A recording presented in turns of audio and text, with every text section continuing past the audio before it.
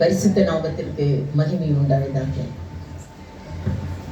நம்முடைய கர்த்தராகிய இயேசு கிறிஸ்துவின் நாமம் மகிமைப்பட இந்த வாய்ப்பை ஏற்படுத்தி கொடுத்த சிஸ்டர் கிருபை அவர்களுக்கு இயேசு கிறிஸ்துவின் நாமத்தில் நல்வாழ்த்துக்கள்.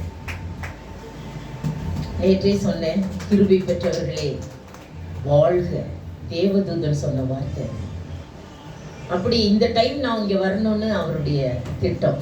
அதனால தான் உடனே அவர்கள் கேட்ட உடனே மறுப்பு இல்லாமல் உடனே வாங்க அப்படின்னு சொன்னாங்க. கிருபை பெற்றவர்கள் நாம் வாழ்ந்து கொண்டிருக்கோம். வேதம் சொல்லுகிறது, கிருபை பெற்றவர்கள், கிருபை பெற்றவர்களே வாழ்க. அப்போ கிருபை இல்லாதவங்க வாழவே முடியாது. முதல்ல வாழ்ந்தா தானே, வாழவே முடியாது. கிருபை பெற்றவர்கள் மாத்திரம் இந்த உலகத்தில் வாழ்ந்து கொண்டிருக்கிறார்கள். நேரம் குறிக்கப்பட்டிருக்கிறபடியினால் எத்தனை மணிக்கு சிஸ்டர்? கரெக்டா. நான் சில பாயிண்ட்ஸ்களை மாத்திரம் நான் சொல்ல விருப்பப்படுகிறேன். பாருங்கள், எப்படியாகிலும் நாம் பரலோக ராஜ்யத்துக்குள் பிரவேசிக்க வேண்டும். அதற்கு ஒரு சில கட்டளைகள் வேதத்தில் காணப்படுகிறது. அதை மாத்திரம் உங்களுக்கு சொல்ல விருப்பப்படுகிறேன். எப்படியாகிலும் நாம் பரலோக ராஜ்யத்துக்குள் பிரவேசிக்க வேண்டும். அப்போ பரலோக ராஜ்யத்தில் இருந்து ஒரு தூதன் புறப்பட்டு வருகிறான். பரலோகத்தில் என்ன நடக்கிறது என்று சொன்னால், இதே மாதிரி ஒரு ஆராதனை கூட்டம் நடைபெற்றுக் கொண்டிருக்கிறது. பரலோகத்திலும் ஒரு ஆராதனை கூட்டம், பூமியிலும் ஒரு ஆராதனை கூட்டம் நடக்குது. ரெண்டு பேரும் ஒரே ஒருத்தருக்கு தான் ஆராதனை செய்யறாங்க. பரலோகத்திலும் திரளான ஜனக்கூட்டம், தேவ தூதர்கள் அத்தனை பேரும் தன்னுடைய பாகையை ஆண்டவருடைய பாதத்தில் கழற்றி வைத்து ஆராதனை செய்கிறார்கள். சேனைகளின் ஒவ்வொரு தூதனுக்கும் 6 சட்டை இருக்கான். 2 சட்டையினால் முகத்தை மூடுறானா, 2 சட்டையினால பறக்கிறானா, 2 சட்டையினால காலை மூடுறானா, மூடி அப்படி ஆராதனை இரவும் பகலும் ஓயாமல் சொல்லி கொண்டிருக்கிறார்கள். இரவும் பகலும் சேனைகளின் கர்த்தர் பரிசுத்தர் பரிசுத்தர் பரிசுத்தர் என்று ஓயாமல் ஆராதனை நடந்து கொண்டிருக்கிறது. ஆண்டவர் சொன்னார், வானம் எனக்கு சிங்காசனம், பூமி எனக்கு பாதப்படி. இவ்வளவு பெரிய உருவம் பாருங்க. வானத்துல சிங்காசனம் வைக்கப்பட்டு அந்த இடத்துல அவருடைய தலை, அதுக்கு அங்க ஆராதனை அவருக்கே தான். பூமியில அவருடைய பாதத்தை வைத்திருக்கிறார், இங்கேயும் அவருக்கு தான் ஆராதனை நடந்து கொண்டிருக்கிறது. வானத்துக்கும் பூமிக்கும் முழு குடும்பத்துக்கும் நாமக்காரராகிய இயேசுவுக்கு ஆராதனை. அழகா பெர்கமெல்ஸ் தான் அது கட்டியிருக்கிறாருன்னு நினைக்கிறேன். வானத்திலும் பூமியிலும் அவர் ஒருவருக்கு தான் ஆராதனை நடந்து கொண்டிருக்கிறது. நம்ம மறிச்சோன்னா அங்க போயிடுவோம் அந்த ஆராதனை கூட்டத்துக்குள்ள. அதனால பயப்பட வேண்டாம், 2 பேருக்கும் ஆராதனை நடக்குது. அவர் சொல்லியிருக்கிறார், எப்படி? விண்ணிலும் மண்ணிலும் உம்மை தவிர எனக்கு யாருண்டு, இந்த மண்ணுலகில் உம்மை தவிர விருப்பம் எது உண்டு. விண்ணிலும் மண்ணிலும் உம்மை தவிர எனக்கு யாருண்டு, இந்த மண்ணுலகில் உம்மை தவிர விருப்பம் எது உண்டு.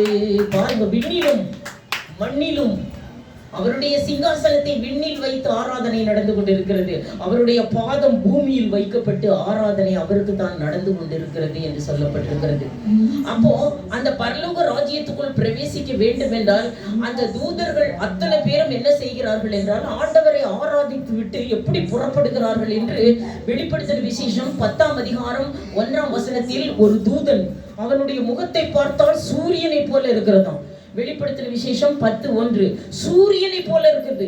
அவரை ஆராதித்து விட்டு அந்த தூதன் புறப்பட்டு வருகிறான். ஒரு வெள்ளை குதிரையின் மேல் ஏறிக்கொண்டு அவனுடைய முகம் எப்படி இருக்கிறது? சூரியனை போல இருக்கிறதாம். படியுங்கள். பின்பு என்ன தூதன்? பலமுள்ளவன். வானத்திலிருந்து இறங்கி வர கண்டேன். மேகம் அவனை சூழ்ந்திருந்தது. அவனுடைய சிரசின் மேல் வானவில் இருந்தது. அவனுடைய முகம் சூரியனை, அண்டர்லைன் பண்ணுங்க, அவன் முகம் எப்படி இருந்துச்சு? ஆராதனை பண்ணிட்டு வர்றவனுடைய தூதன் சூரியனை போல இருந்தது. போதும் போதும். அந்த தூதன், பலமுள்ள தூதன், பரலோகத்தில் அவரை ஆராதனை செய்து சிங்காசனத்தில் உட்கார்ந்து கொண்டிருக்கிற தேவனை ஆராதனை செய்துவிட்டு எப்படி புறப்பட்டு வருகிறான் என்றால், சூரிய முகமாக புறப்பட்டு வருகிறான். சூரிய முகமுள்ள ஒரு தூதன் புறப்பட்டு வருகிறான். 6ஆம் வெளிப்படுத்தின விசேஷம் 6ஆம் அதிகாரம் 2ஆம் வசனத்தில் அவன் வெண்குதிரையின் மேல் ஏறிக்கொண்டு வருகிறான். படியுங்கள். அந்த தூதனுடைய பயங்கரத்தை பாருங்கள். எப்படி ஆராதித்து விட்டு எப்படி வருகிறான். நான் பார்த்தபோது இதோ ஒரு வெள்ளை குதிரை காணப்பட்டது. அதன் மேல் ஒருவன் ஏறி இருந்தான்.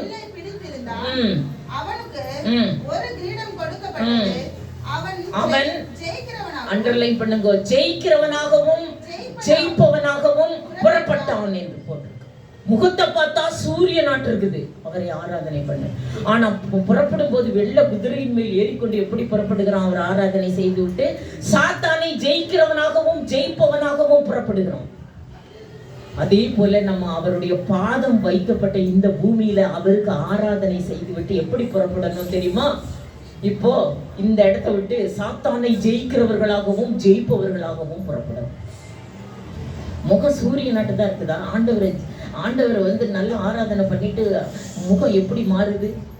சூரிய நாட்டவா இருக்குது. மறுபடியும் அழுதுகிட்டு அப்படியே போறீங்க. அவரை ஆராதனை செஞ்சுட்டு அவன் ஆராதனை செஞ்சுட்டு அவன் முகம் சூரியனை போல பிரகாசிக்கும். நமக்கும் அப்படியேதான். இயேசு ராஜா நீதி சூரியன்னு சொல்றாரு.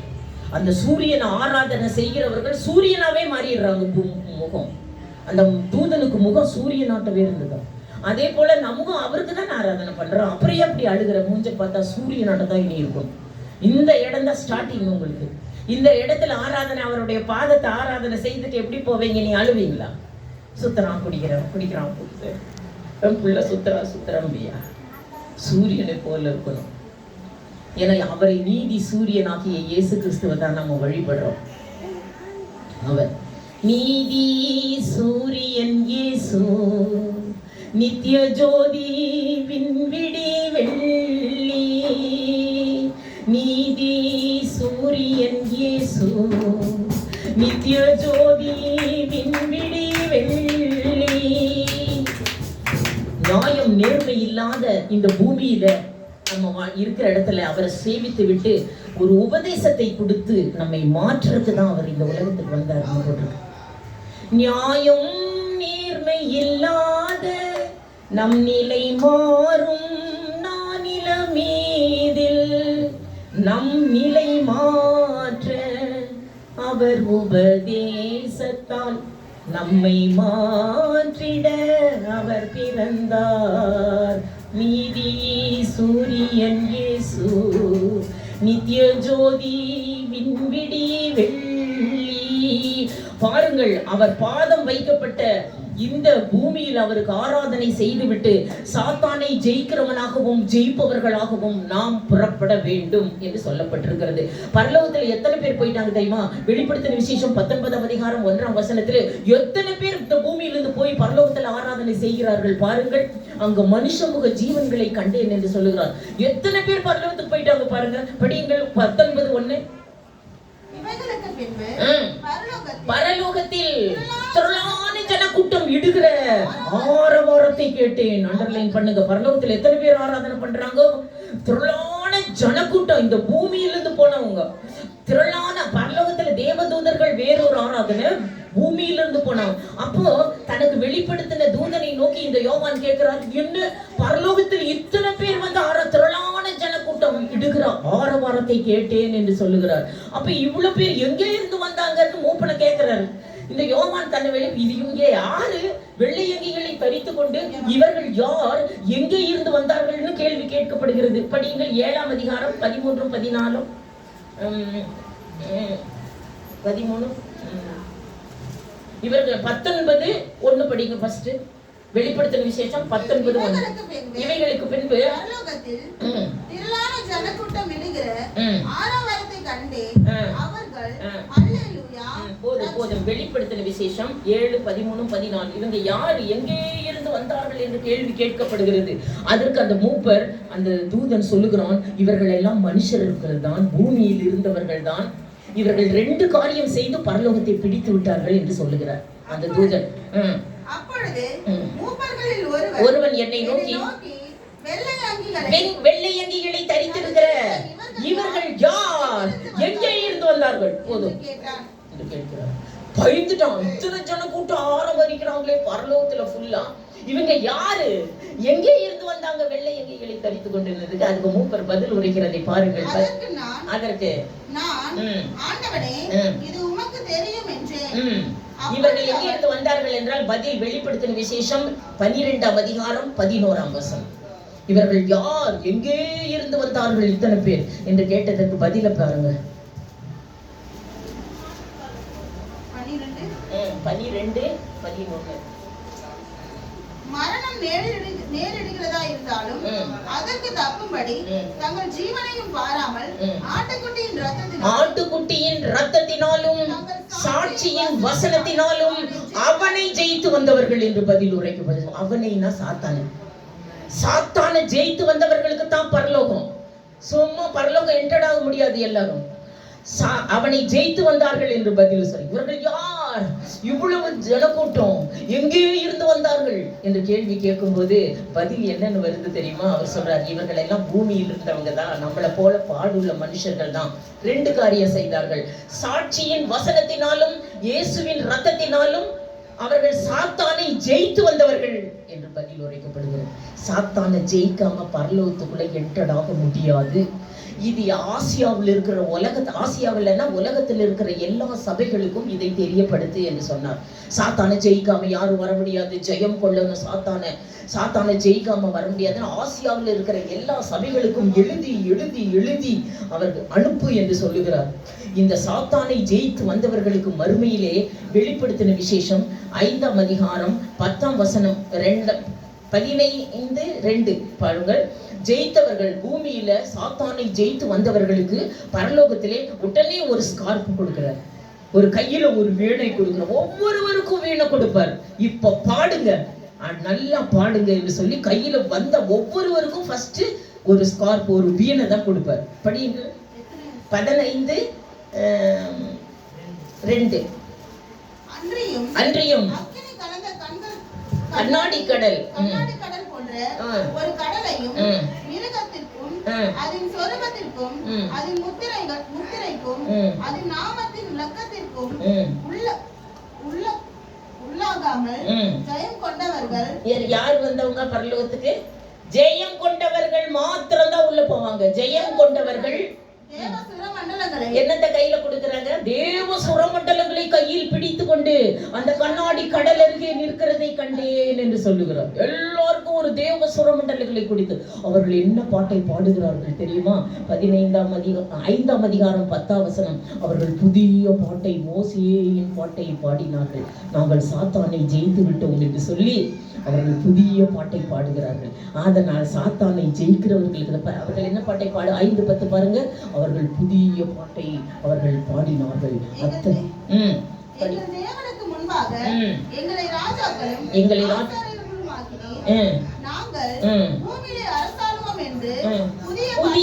பாட்டை அவர்கள் பாடினார்கள் என்று சொல்லப்பட்டது. தேவ சுரமண்டலங்களை கையில் கொடுத்து இப்ப பாடுங்க என்று சொல்லுகிறார். அது கூட பெருக்கமன்சு தான் நம்ம அதை கட்டி இருக்கிறார். புதிய பாடல் பாடி பாடி இயேசு ராஜாவை கொண்டாடுவோம். புதிய பாடல் பாடி பாடி இயேசு ராஜாவை கொண்டாடுவோம். அழகா புதிய பாடல் நாம் பாட புறப்பட்டு போவோம். ஜெயம் கொண்டவர்கள் தேவ சுரமண்டலங்களை கையில் பிடித்துக் கொண்டு அந்த கண்ணாடி கடல் அருகே புதிய பாட்டையும் பாடினார்கள் என்று சொல்லப்பட்டது. ஒருவரும் எண்ணக்கூடாது. அது மாத்திரமல்ல, அந்த சூரிய முக தூதனை சுற்றி என்ன இருந்தது? 10ஆம் அதிகாரம் 1ஆம் வசனம். மேகம் இருந்தது என்று சொல்லப்பட்டிருக்கிறது. அந்த தேவனை வழிபட்டு விட்டு பரலோகத்திலிருந்து வருகிற அந்த சூரிய முகமுள்ள தூதனை சுற்றி மேகம் இருந்தது என்று சொல்லப்பட்டது. படியுங்கள்.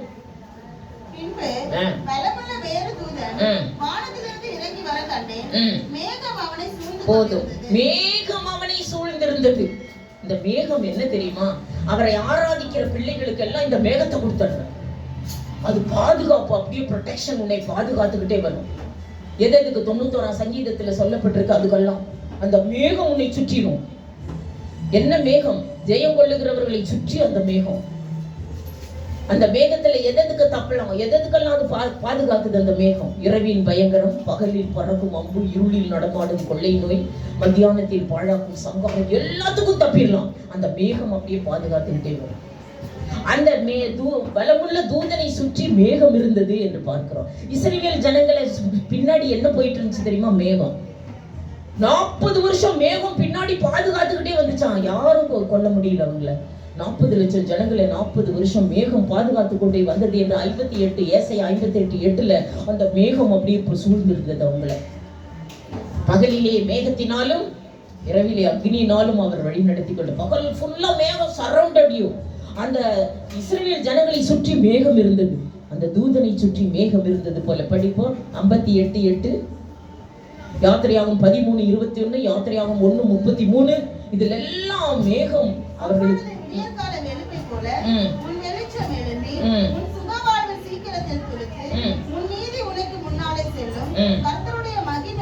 கர்த்தருடைய மகிமை உன்னை காத்துக்கிட்டே வரணும் பின்னாடி. அதான் மேகம். கர்த்தருடைய மகிமை உன்னை காக்கலன்னா சாத்தான் உன்னை பந்தாடிடுவான். கர்த்தருடைய மகிமை என்னங்கிறது சொல்றதுக்கு தான் நான் வந்திருக்கேன். அந்த மகிமை உன்னை பாதுகாத்துக்கிட்டே வரலன்னா எல்லாரும் கொரோனாலேயே போயிருப்போம், சொல்லிட்டு போயிருக்கோம். அவருடைய மகிமை என்ன சொல்லியிருக்கு? கொள்ளை நோய்க்கு உன்னை தப்பு வைப்பேங்குது. இரவில் நடமாடும் கொள்ளை நோய், அது ஒரு தூதன். அதுக்கு நம்மளை தப்பு பண்ணி இருக்கிறார்.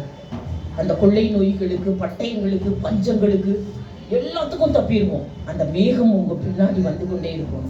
அதுதான் பாதுகாப்பு மேகம் என்று அழைக்கப்படுகிறது. பாருங்கள், சாத்தானை ஜெயிக்கிறவருக்கு பரலோகம் என்று ஆசியாவில் இருக்கிற எல்லா சபைகளுக்கும் அனுப்பு என்று வெளிப்படுத்தின விசேஷம் 1:19 சொல்லப்பட்டிருக்கிறது. பாருங்க, 7 சபையையும் சொல்றார், நீ சாத்தானை ஜெயம் கொண்டாதான் உனக்கு பரலோகம் என்று. எபேசு சபையை படிப்போம், வெளிப்படுத்தின விசேஷம் 2:4, ஒரு லைன் மட்டும் படிப்போம்.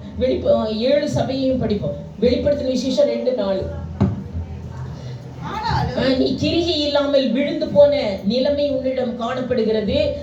2:7, அதே எபேசு 2:7 மட்டும் படிப்போம்.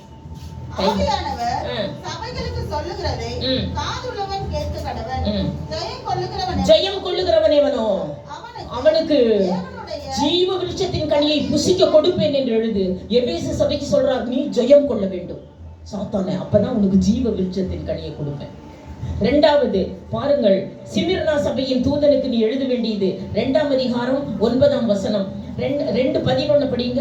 சிமிர்னா சபையை கர்த்தர் என்னன்னு சொல்லுகிறார்? நீ யூதர் என்று சொல்லியும் சாத்தானுடைய கூட்டம் செய்யும் ஆராதனை உன்னில் நடந்து கொண்டிருக்கிறது, நீ ஜெயம் கொள்ள வேண்டும். 2:11.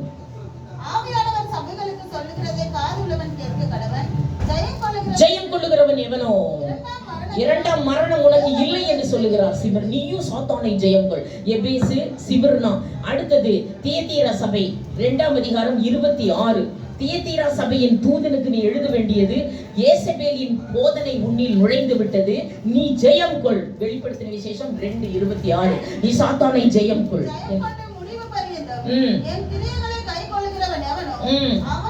ஜாதிகளின் மேல் அதிகாரம் கொடுப்பேன் என்று சொல்லுகிறார். அடுத்தது சர்தை சபை, நீ உயிருள்ளவன் என்று பெயர் கொண்டிருந்தும் செத்தவனாய் இருக்கிறாய். சபை செத்து போன சபை, சபை செத்தே போச்சு. உயிருள்ளவன் என்று பெயர் கொண்டிருந்தும் செத்தவனாய் இருக்கிறாய். நீ என்ன செய்? வெளிப்படுத்தின விசேஷம் 3:5. நீ சாத்தானை ஜெயம் கொள், ஜீவ புஸ்தகத்தில் உன் பேரை எழுதுவேன். ஜெயம் கொள், நீயும் ஜெயம் கொள். படிங்க. ஜெயம் கொள்ளுகிறவன் எவனோ ஜீவ புஸ்தகத்தில் உன் பேர் எழுதுவேன் என்கிறார். அடுத்தது பிலதெல்பியா சபை, நீ கிரீடத்தை பற்றி கொள்ளாத நிலைமை உன்னிடத்தில் காணப்படுகிறது. 3ஆம் அதிகாரம் 12ஆம் வசனம்.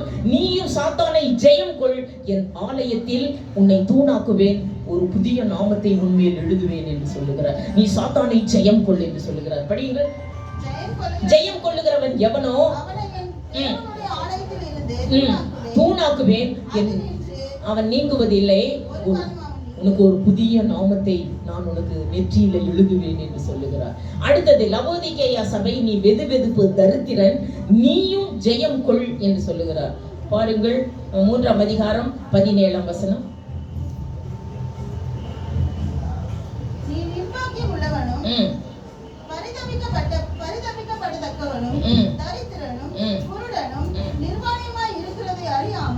நான் ஐஸ்வர்யவான் என்றும் திரவிய சம்பன் என்றும் எனக்கு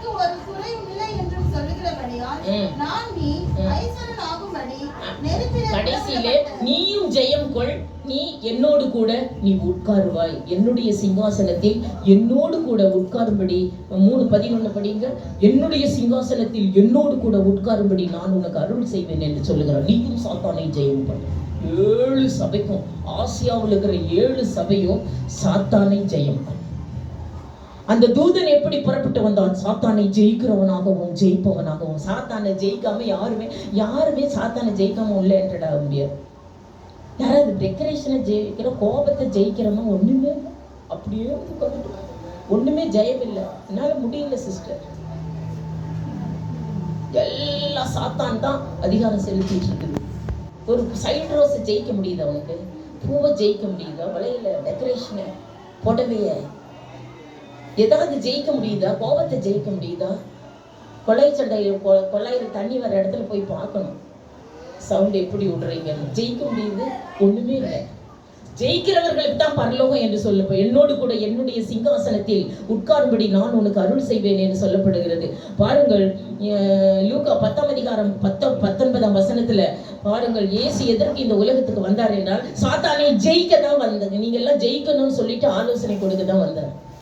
சாத்தானை ஜெயிக்கணும், சாத்தானை நீங்கள் போய் ஜெயமிடுங்கள் என்று சொன்னார். அசுத்தாவிகள் ஒன்று உங்களை சேதப்படுத்தாது, நீங்கள் ஜெயம் கொள்ளுங்கள் என்று சொன்னார். வல்லமையும் அதிகாரமும் கொடுக்கத்தான் இயேசு வந்தார். சாத்தானை ஜெயிக்க நமக்கு வல்லமை கொடுக்க இயேசு இந்த உலகத்துக்கு வந்தார். சாத்தானை ஜெயிக்க வல்லமை பெற்றுக்கொள்ளாமல் சாத்தான் கிட்ட போய் மோத முடியாது. நம்ம வெளியே யாருகிட்டுமே மோத முடியாது. அவர் தன்னுடைய சீஷர்களை ஒரு நாள் அழைத்தார். 12 சீடர்கள் இருந்தார்கள். இயேசுவுக்கு 70 சீடர்கள் இருந்தார்கள், 120 சீடர்கள் இருந்தார்கள். ஒரு நாள் 120 சீடர்களையும் தன்னிடத்தில் வரவழைத்து என்று அவர்கள் மேல் ஊதினாராம். பரிசுத்தாவியை. அந்த பரிசுத்தாவியை ஊதின உடனே வரம் கிடைச்சிருச்சு அவங்களுக்கு. வரமும் வல்லமையும் கிடைச்சிருச்சு. கிடைச்ச உடனே இப்ப சொல்றாரு அடுத்த வார்த்தை, இப்போ போய் பேயெல்லாம் துரத்துங்க, உங்ககிட்ட வர்ற பேயெல்லாம் நீங்களே துரத்துங்க. படியுங்கள். இயேசு கிறிஸ்து ஒரு நாள் தனது 12 சீடர்களையும் தனது 70 சீடர்களையும் தன்னிடத்தில் அவர் வரவழைத்தார் என்று லூக்கா 9ஆம் அதிகாரம் 1ஆம் வசனம்.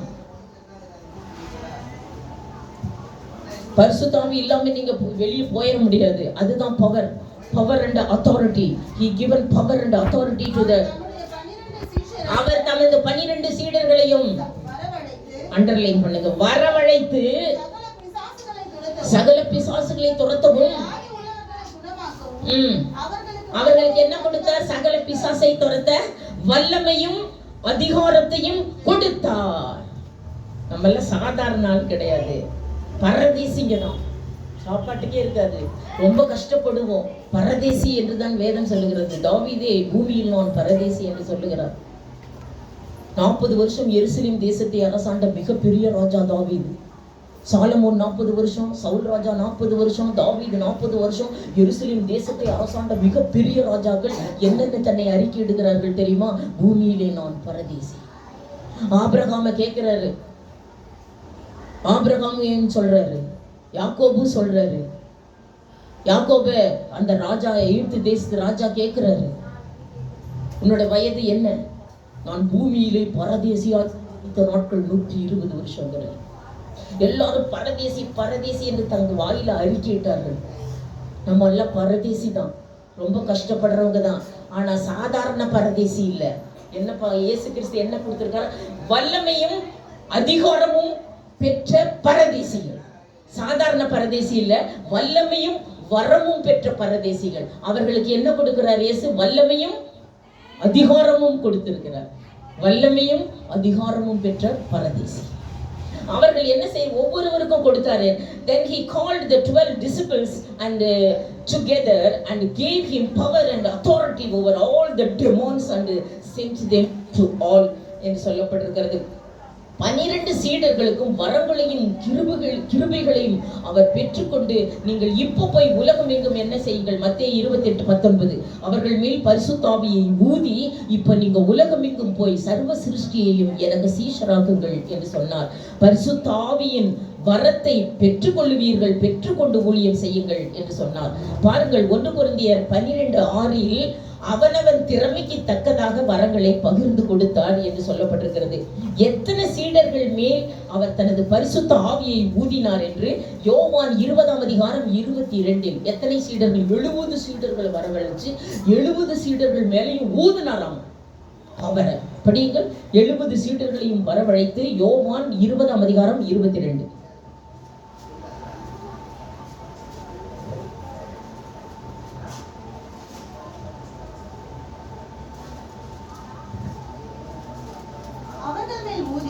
அவர்கள் மேல் பரிசுத்த ஆவியை ஊதி இந்த பரிசுத்த ஆவியை பெற்றுக் கொள்ளுங்கள் என்றாராம். 70 சீடர்கள் மேலையும், மேல படிக்கும் போது 120 சீடர்கள் மேலையும் அவர் ஊதுகிறாராம். அவர்கள் மேல் ஊதி பரிசுத்த ஆவியை பெற்றுக் கொள்ளுங்கள். இப்ப போய் என்ன பண்ணுங்க? படிமா. இனி போய் என்ன செய்யுங்க? 10ஆம் அதிகாரம், மத்தேயு 10ஆம் அதிகாரம் 1ஆம் வசனம் படிங்கள். இனி போய் என்ன செய்யுங்கள்? இப்ப ஊதிட்டவங்க மேல இப்ப போய் பிசாசுகளை துரத்துங்கள் என்றார். படிங்கள் 10:1. இப்ப போய் பிசாசுகளை துரத்துட்டு, இப்ப வரம் பெற்றுட்டீங்க. அப்பொழுது அவர் தம்முடைய 12 சீஷர்களையும் தம்மிடத்தில் வரவழைத்து அசுத்த ஆவிகளை துரத்தவும் சகல வியாதிகளையும் சகல நோய்களை நீக்கவும் அவர்களுக்கு அதிகாரம் கொடுத்தார். தன்னுடைய சீடர்கள் அத்தனை பேருக்கும் பரிசுத்த ஆவியை ஊதி பிசாசுகளை துரத்த உங்களுக்கு நான் அதிகாரம் கொடுக்கிறேன். மார்க் 3ஆம் அதிகாரம் 15ஆம் வசனம். பரிசுத்த ஆவி பெற்ற பின் இப்ப போய் நீங்கள் பிசாசுகளை துரத்துங்கள் என்று சொல்லுகிறார். 3:15.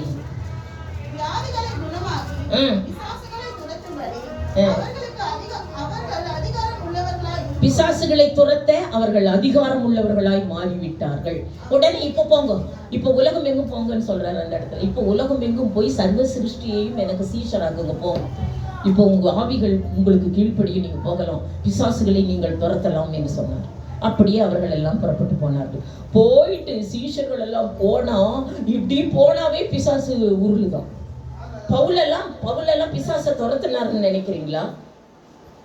அவர் வசனம் சொல்லப்பட்டிருக்கிறது, பரிசுத்த ஆவியார் பெற்ற பவுல் போகும்போதே பவுலை பார்த்த உடனே அசுத்த ஆவிகள் நுரைதள்ளி புரளுமா. உன்னை பார்த்த உடனே நுரைதள்ளி புரளணும். நீங்க துரத்த வேண்டாம். இயேசு ஏதாவது பிசாசை துரத்தினாரா? அவரை பார்த்த உடனே லேகியோன் பிசாசு, 2000 பிசாசு, நான் போயிரட்டா, அவரா துரத்தினாரு. நான் போயிரட்டான்னு ஆடணும். ஏதோ வந்து அந்த பண்ணிக்குள்ளேயாவது போயிரட்டா போங்கன்னாரு. உன்னை பார்த்த உடனே இன்னைக்கு பாஸ்டர் எப்படி பேய் ஓட்டுறீங்க? கைய புட்டிச்சு தலைய புட்டிச்சு போ, பேர் என்ன? அவனே பொய்க்கு பிதா, இஷ்டத்துக்கு கொள்ளுகிறான். மாமியார் தான் வச்சிச்சு, மாமனார் தான் வச்சிச்சு, கொள்ளு வேண்டாம். அவன் பொய்க்கு பிதா. அவன்கிட்ட போய் பேசலாமா? அவன் பொய்ய ஊதறான். அவன் பொய்க்கு பிதா. அவங்கிட்ட போய் நீ எங்க பிடிச்ச, எப்ப பிடிச்ச, அப்படின்னா கேட்கவே கூடாது. உன்னை பார்த்த உடனே அசுத்தாவிகள் நுரைதள்ளி புரளணும். நானும் பேயெல்லாம் துரட்ட மாட்டேன். நான் பெரிய பெரிய இந்த சர்ச்சுகளில் பேசுவேன். எங்க ஏசிய சர்ச்சிலேயே பேசுறேன். எத்தனையோ சபைகளில் பேசியாச்சு. நான் பேச ஒரு இடத்துல பல்லாவரம்ங்கிற ஏசிய சர்ச்சில் பேசும்போது பேசவே பேய் உருளுது. அந்த லாஸ்ட் பெஞ்சில் இருக்கிற அத்தனை பேர் கீழே வந்துட்டான். பிள்ளைகள் உன்னை பார்த்த உடனே பொருளணும். ஏன்னா பிசாசின் மேல் நமக்கு அதிகாரம் கொடுக்க இயேசு இந்த உலகத்துக்கு வந்தார்.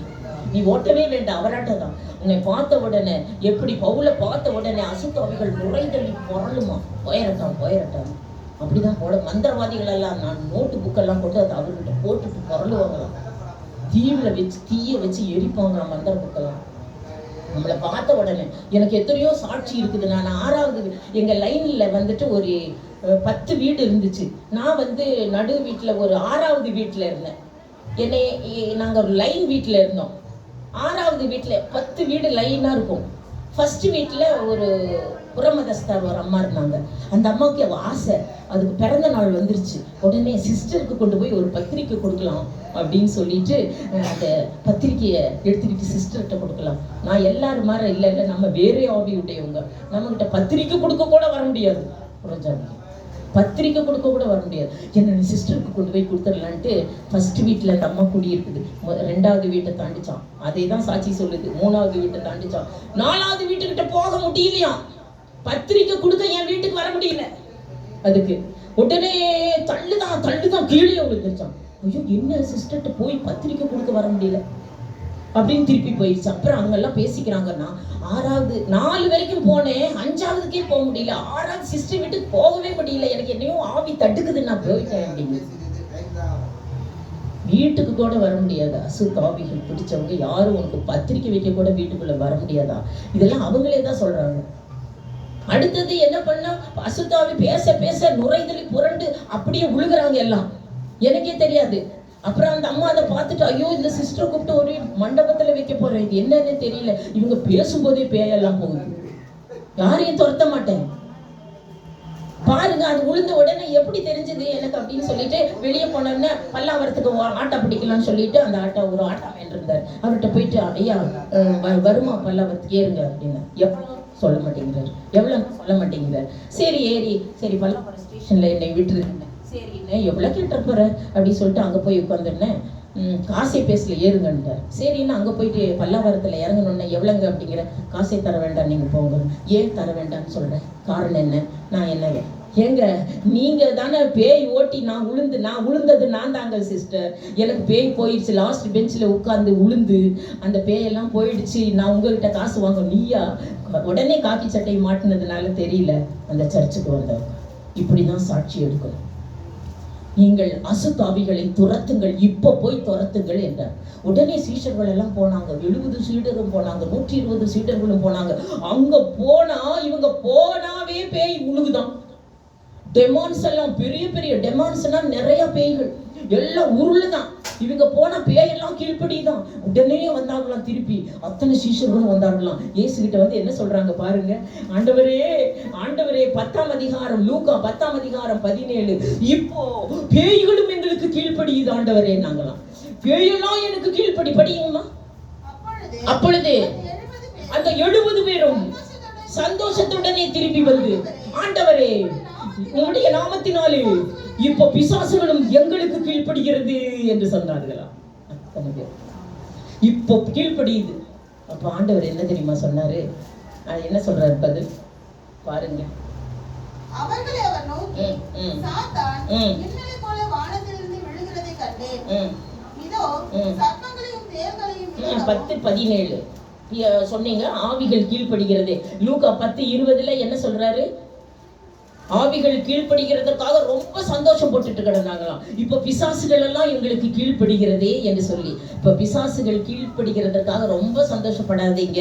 என்ன ஒரு பதில் சொல்லுகிறார், ஆவிகள் உங்களுக்கு கீழ்ப்படுகிறதற்காக நீங்கள் இப்படி சந்தோஷப்படாமல் உங்கள் நாமங்கள் ஜீவ புஸ்தகத்தில் எழுதப்பட்டாயிற்று என்று சொல்லுகிறார். உங்க நாமம் எல்லாம் ஜீவ புஸ்தகத்துல எழுதப்பட்டுருச்சுன்னு எப்படி தெரியும் தெரியுமா? பிசாசு உனக்கு கீழ்ப்படிஞ்சிருச்சுன்னா உன் நாமம் பரலோகத்தில் என்டர் ஆயிடுச்சு, அவ்வளவுதான். ஜீவ புஸ்தகத்தில் பேர் எழுதி ஆயிடுச்சு. அவர் சொல்லுகிறார், பிசாசு எங்களுக்கு கீழ்ப்படியுது ஆண்டவரே. அதை விட ஒண்ணு சொல்லட்டுமா, பிசாசு கீழ்ப்படியுதுன்னா உன் நாமம் என்ன ஆயிடுச்சு, ஜீவ புஸ்தகத்துல என்டர் ஆயிடுச்சு என்று உங்களுக்கு சொல்லுகிறேன். பரலோகத்துல ஜீவ புஸ்தகத்துல பேர் எழுதப்பட்டவர்கள் மாத்திரம் தான் பரலோக ராஜ்யத்துக்குள் பிரவேசிப்பார்கள். அப்போ பரலோக ராஜ்யத்துல என் பேர் இருக்குதா, ஜீவ புஸ்தகத்துல என் பேர் இருக்குதான்னு எப்படி தெரிஞ்சுக்கலாம் தெரியுமா? பிசாசு பூமியில உங்களுக்கு கீழ்ப்படியணும். உன் புருஷன் மேல இருக்கிற பிசாசு நீயே ஓட்டு, உன் மனைவி மேல இருக்கிற பிசாசை நீயே ஓட்டு, உன் பிள்ளை மேல இருக்கிற பிசாசை. இன்னைக்கு அநேகர் என்ன சொல்றாங்க, பேய் ஓட்டுற பாஸ்டர் தனியா இருக்கிறாரா, அவருக்கு ஒரு தனியா இருக்குதா? விசுவாசிகள் கூட பேய் ஓட்டலாம். படியுங்கள் மார்க்கே, விசுவாசிகள் கூட பேய் ஓட்டுவார்கள் என்று மார்க் 16ஆம் அதிகாரம் 17ஆம் வசனம் 18ஆம் வசனமும். பாஸ்டர் ஓட்ட வேண்டாம், நீயே ஓட்டு, விசுவாசிகள் எல்லாம் பேய் ஓட்டுவார்கள் என்று இயேசு சொன்னார். படியுங்கள் 16, 17, 18. விசுவாசிகளால் நடக்கும் அடையாளம் அண்டர்லைன் பண்ணுங்க. விசுவாசிகளால் நடக்கும் அடையாளங்கள் அவன யாருனால அடையாளம்? இந்த அடையாளம் எல்லாம் உங்களுக்குள்ள இருந்தா தான் விசுவாசி. நீ இல்லன்னா நீ விசுவாசி கூட இல்ல. நீ உன்னை பார்த்தா பேய் ஓடணும், இல்லன்னா நீ விசுவாசி கூட கிடையாது. விசுவாசிகளால் நடக்கும் அடையாளங்கள் அவனே. இந்த அடையாளம் இருந்தா தான், சிம்டங்கள் இருந்தா தான் நம்ம விசுவாசி. படியுங்கள். ஒன்று ஃபர்ஸ்ட் என்ன பேசுவாங்க, என்ன அண்டர்லைன் பண்ணுங்க. யார் துரத்துவாங்க? என் நாமத்தினாலே விசுவாசிகள் பிசாசுகளை துரத்துவார்கள். பேசுவார்கள். நவமான பாஷை தான் பேசுறீங்களா? கெட்ட வார்த்தை பேசுறீங்களாமே. நீ பரிசுத்தாவி பெற்றுட்டாவே முதல் உன் பாஷை மாறணும். முதல் நவமான பாஷை. நீ பேசுறது ரொம்ப நல்லா இருக்கு சிஸ்டர்னு சொல்லணும். நல்லா இருக்கு சிஸ்டர் நீங்க பேசுறது, உங்க குரல் நல்லா இருக்குது சிஸ்டர் சொல்லணும். நவமான பாஷைகளை பேசுவீங்களா? உங்க புருஷர்கள் எழும்பி உங்களை சொல்லி வாழ்த்துவார்கள், அவங்க மனைவி அணிந்து எழும்பி உங்களை வாழ்த்துவார்கள். எல்லாரும் வாழ்த்தணும். இவங்க நல்லா பேசிட்டு திரியறவங்க. எனக்கு அப்படி பட்ட பேர் கிடைச்சிருக்குது. அவங்களா அந்த சிஸ்டரா நல்லா பேசுவாங்க, நல்ல நவமான பாஷைகளை பேசுவார்கள். அடுத்தது சர்ப்பங்களை எடுப்பார்கள். சாவு சேதப்படுத்தாது. சாவே உன்னை கொல்லவே முடியாது. விசுவாசியில நீ விஷத்தையே குடிச்சாலும் உன்னை கொல்ல முடியாது. சாவு அவர்களை சேதப்படுத்தாது. சாவு உன்னை சேதப்படுத்த கூடாது. விசுவாசிக நீங்களே பாஸ்டர்கிட்டே போகாதீங்க. நீங்களே ஒருத்தருக்கு ஒருத்தர் கை வச்சுக்கோங்க. வியாதியஸ்தர் மேல் கைகளை வைப்பார்கள், அப்பொழுது அவர்கள். இது பாஸ்டர் வந்து கை வைக்கணுமா உங்களுக்கு? அங்க பாஸ்டர் என்ன போட்டிருக்கு? விசுவாசி. நீ இயேசுவை விசுவாசிக்கிறியா? நீ போய் கையை வை, அவங்க சொஸ்தம் அடைவார்கள். நான் சொல்லல, இயேசு சொல்லி இருக்கிறார், பிசாசுகளை துரத்துவார்கள் என்று சொல்லி. எனக்கு கொடுக்கப்பட்ட டைம் முடிஞ்சிச்சு. நீ இன்ட்ரடக்ஷன் கூட சொல்லல. நான் ஒன்னு இப்ப ஆரம்பிக்கவே இல்லை, ஒரு பேஜ் தான் பேசினேன். இன்ட்ரடக்ஷன். கர்த்தருக்கு சித்தமானால் நான் தொடர்ந்து நான் உங்களோடு வர விருப்பப்படுகிறேன். என் நாமத்தினாலே நீங்கள் பிசாசுகளை துரத்துவீர்கள். உங்க பிசாசுகள் கீழ்ப்படியுதுன்னு சொன்னா நம் நாமம் ஜீவ புஸ்தகத்தில் என்டர்ட் ஆயிடுச்சுன்னு இயேசு சொன்னார். ஈஸியா பரலோக ராஜ்யத்தை நாம் சுதந்திரித்துக் கொள்வது மாத்திரமல்ல, நமக்கு தெரியறதுக்கும் சொன்னாரு. உங்க நாமங்கள் எல்லாம் ஜீவ புஸ்தகத்தில் இருக்கு. அதனால ஆண்டவர் இந்த பரிசுத்தாவியாகிய வரத்தை பெற்றுக்கொண்டு நாம் இந்த உலகத்திலே ஊழியம் செய்வோம், வாழுவோம். இயேசு நாமத்திலே பேய்கள் ஓடுது, நோய்கள் தீருது, பாவங்கள் பறந்தோடுது. இயேசப்பா உங்க நாமத்தில் அற்புதங்கள் இன்னும் நடக்குது. பேய்கள் ஓடுது, நோய்கள் தீருது, பாவங்கள் பறந்தோடுது. பேய்கள் ஓடுது, நோய்கள் தீருது, பாவங்கள் பறந்தோடுது. கர்த்தர் வசனத்தை ஆசீர்வதிப்பார்.